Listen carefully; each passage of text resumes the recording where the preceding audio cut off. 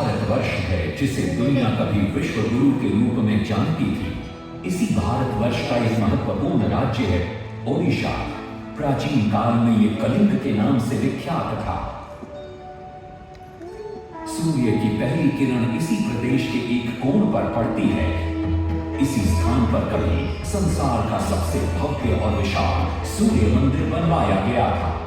तुम कलिंग की पहचान हो, हे कोणार्क, इतिहास का स्वाभिमान हो, हे कोणार्क। कलाकृति के मुख्य द्वार तुम जग में, कला शास्त्र के दिव्य जगत पत्थर में, विश्व गुरु भारत के गौरव, आज दया के पात्र हो क्यों। कोणार्क कोणार्क कोणार्क कोणार्क।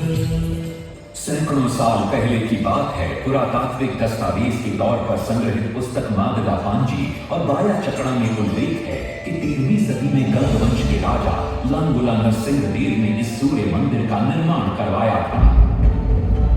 नरसिंह देव युद्ध में बड़े प्रवीण और शक्तिशाली थे और मात्र 18 साल की उम्र में वे अपने पिता राजा अनंग भीम देव की विशाल सेना के प्रधान सेनापति नियुक्त कर दिए गए थे।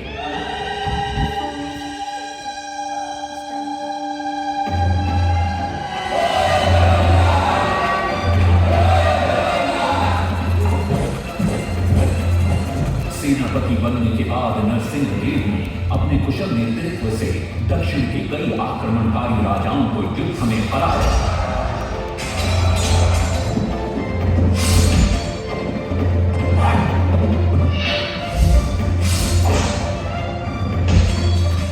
और उनके राजकोष पर कब्जा कर लिया।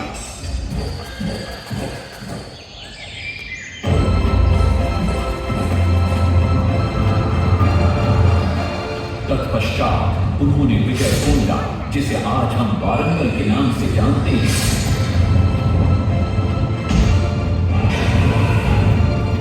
कि काकतीय वंश के राजा गणपति को परास्त किया। और उनके राजकोष पर भी कब्जा कर लिया। 3 वर्षों तक निरंतर युद्ध के पश्चात जब वे बहुत सारी धन संपदा लेकर कलिंग लौटे तो राजमहल में उनका भव्य स्वागत हुआ।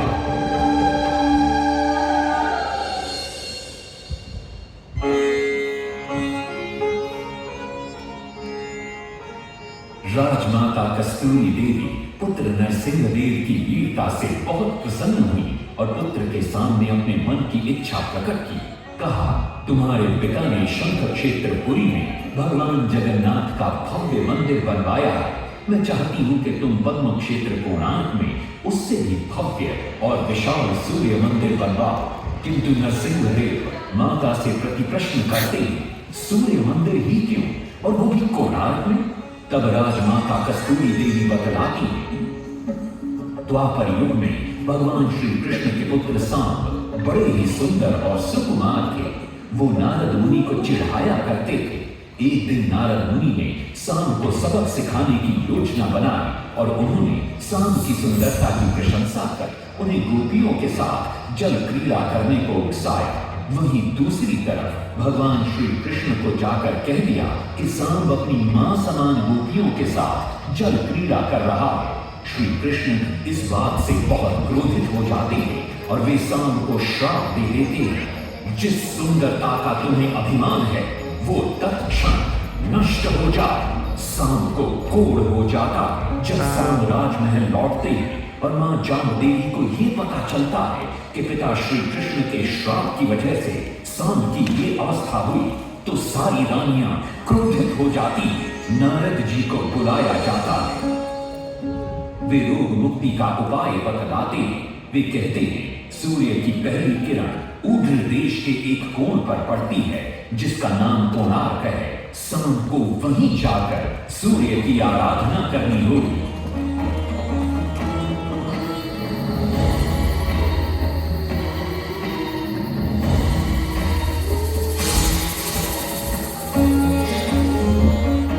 बहुत ही लंबी और कठिन यात्रा के पश्चात शाम अपने सैनिकों और सेवकों के साथ कोणार्क की चंद्रभागा नदी के तट पर पहुंचते हैं और वही नित्य स्टोरी प्रातः है। स्नान के बाद सूर्य की आराधना आरंभ करते हैं।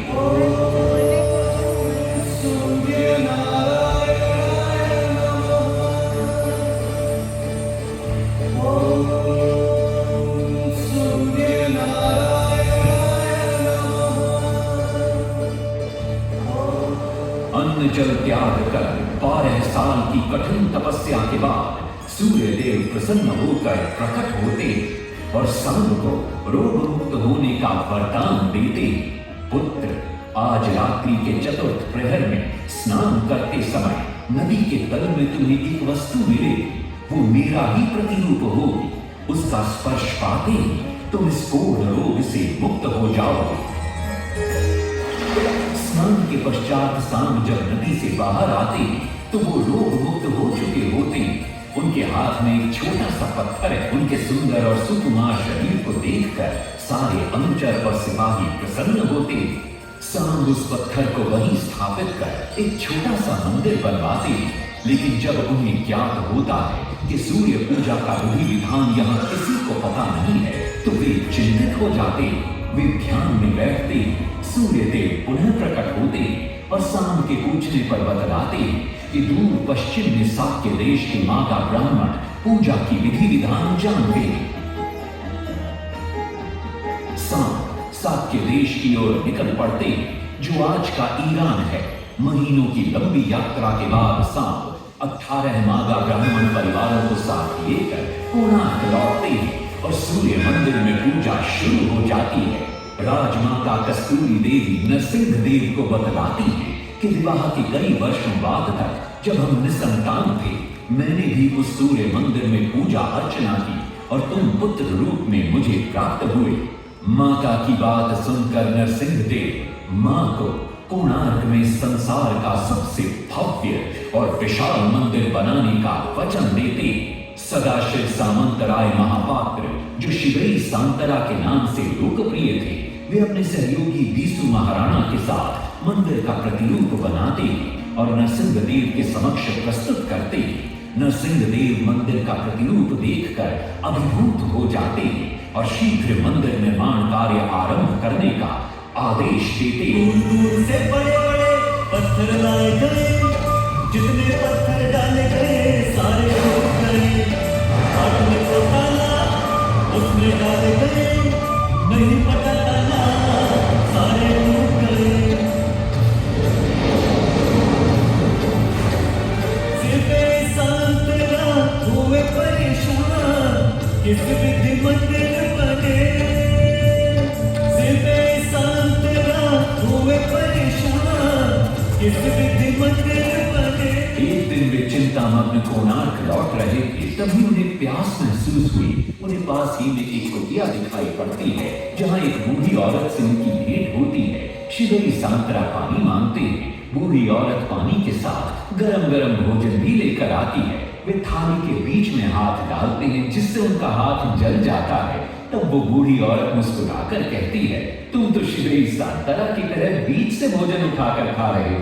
ये सुनकर शिवई सांतरा को अपनी भूल का एहसास होता है। माता रामचंद्री ने उपाय सुझाया, समझे सिर्फ सांतरा।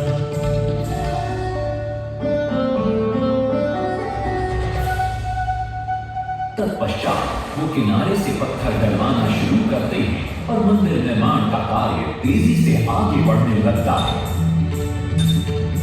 1200 शिल्पियों ने 12 वर्ष में मंदिर बनाया। घोड़े साथ सजा कर रथ में समय का चक्र बनाया।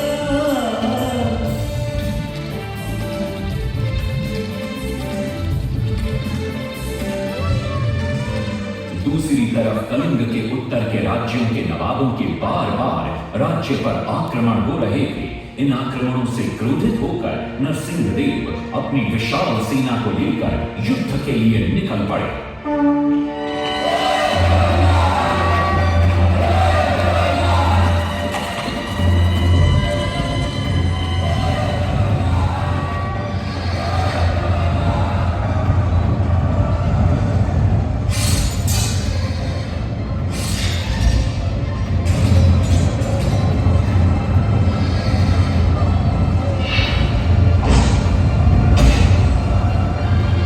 शक्तिशाली गौड़बंग के नवाबों को भी युद्ध में परास्त कर दिया और उनसे प्राप्त सारा धन अपने कब्जे में लेकर सूर्य मंदिर के निर्माण कार्य में लगा दिया। 1200 कारीगरों के अथक प्रयास से 12 साल बाद विशाल और भव्य सूर्य मंदिर बनकर तैयार हुआ। उस समय के लोगों में वास्तुशास्त्र, ज्योतिष शास्त्र और खगोल शास्त्र का जो ज्ञान था, उसे देखकर आज के बड़े बड़े वैज्ञानिक भी आश्चर्यचकित रह जाते। कई प्रयासों के बाद भी मंदिर के गुंबद पर कलश स्थापित नहीं हो पा रहा था। क्रोधित नरसिंहदेव ने आदेश दिया कि कल प्रातः काल तक यदि कलश स्थापित नहीं हुआ तो सबके सर धड़ से अलग कर दिए जाएंगे। सभी शिल्पकार घोर चिंता में डूब जाते।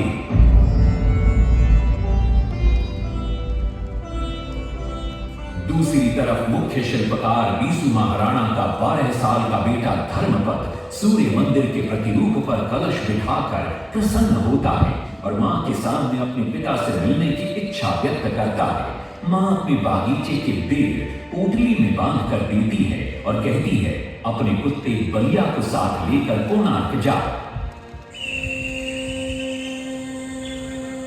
बलिया अपने मालिक को पहचान लेता है और बीसू महाराणा से लिपट जाता है। धर्मपद अपने पिता को प्रणाम करता है और अपना परिचय देता है।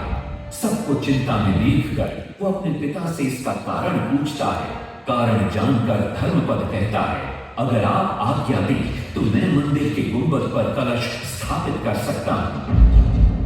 शिवेरी सांतरा धर्मपद को अनुमति दे देती। धर्मपद गुंबद पर चढ़ जाता है और कुछ ही समय के प्रयत्न के पश्चात वो कलश को स्थापित करने में सफल हो जाता है। गुंबद पर कलश स्थापित होते ही नीचे गर्भगृह में चारों दिशाओं में लगे चुंबकों के आकर्षण से सूर्य महाप्रभु की मूर्ति शून्य में स्थापित हो जाती है। सब धर्मपद को कंधे पर बिठाकर खुशी से नृत्य करने लगते।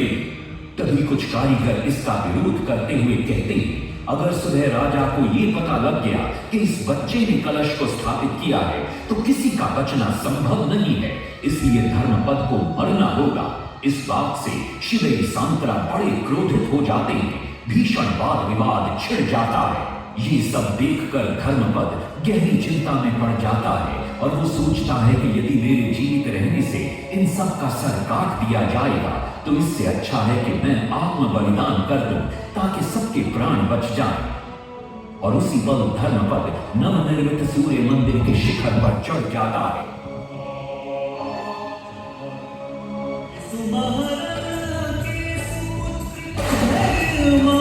कलश बिठा के त्याग दिए निज प्राण, शिल्पियों का मान बढ़ाया। वास्तुशास्त्र के अनुसार बना सूर्य मंदिर।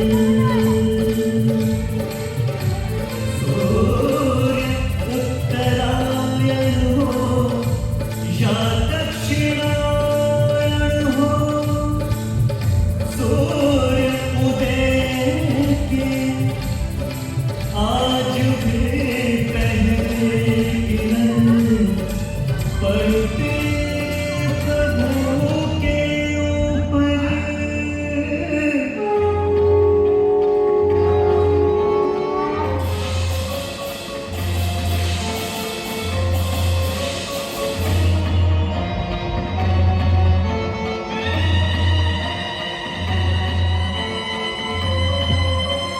तभी वहां नरसिंहदेव भी आ पहुंचते हैं।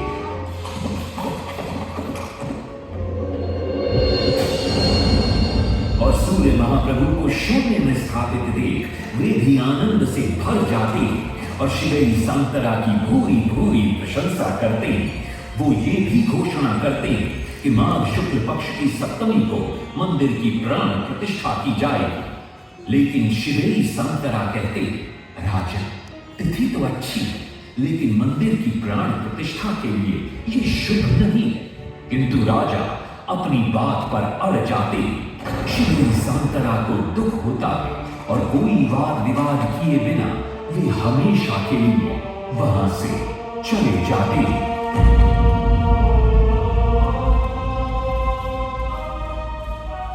पूर्व निर्धारित तिथि पर मंदिर की प्राण प्रतिष्ठा संपन्न होती है।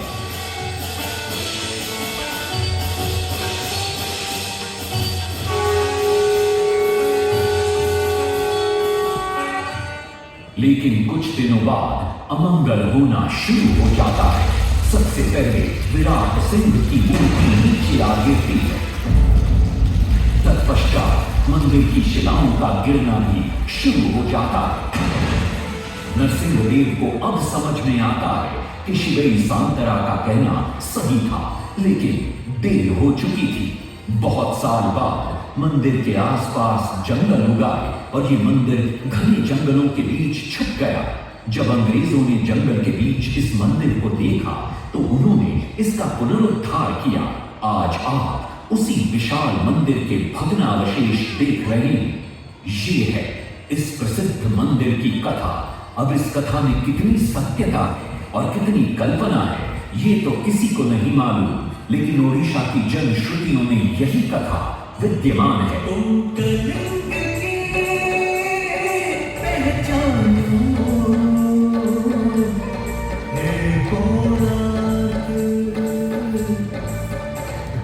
इतिहास